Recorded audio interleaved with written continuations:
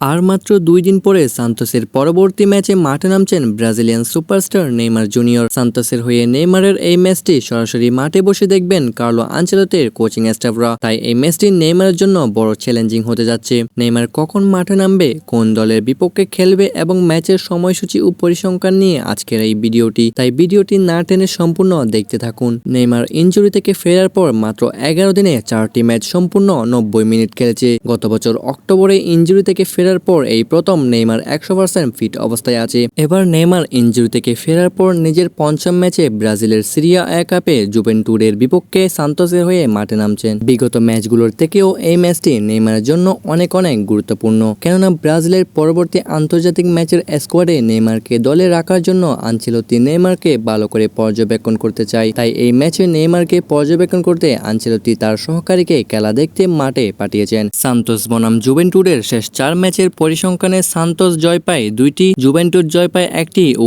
1টি match draw হয়। সান্তোসের এই ম্যাচে নেইমার দলের সাথে থাকায় সব খেলোয়াড়েরা নিশ্চিন্তে থাকবে, কেননা নেইমার দলের সাথে থাকলে ম্যাচ জেতা অনেকটা সহজ হয়ে যায়। সান্তোস বনাম জুভেন্টুসের এই ম্যাচটি অনুষ্ঠিত হবে আগামী 5ই আগস্ট মঙ্গলবার ভোর 5 ঘটিকায়। সান্তোসের এই ম্যাচে নেইমার যদি অসাধারণ পারফরমেন্স করতে পারে এবং পুরোপুরি ফিট থাকে তাহলে নেইমার আনচেলত্তির চোখে পড়বে। এরপর আনচেলত্তি নেইমারকে ব্রাজিলের পরবর্তী ম্যাচের স্কোয়াডে রাখবে, এটি অনেকটা নিশ্চিত হয়ে যাবে। তো বন্ধুরা, আপনাদের কাছে কি মনে হয়, সান্তোস কি এই ম্যাচে জিতবে বলে মনে হয় তা কমেন্টের মাধ্যমে জানিয়ে দিন। আর আপনি যদি নেইমারের ফ্যান হয়ে থাকেন তাহলে চ্যানেলটিকে এক্ষুনি সাবস্ক্রাইব করে রাখুন।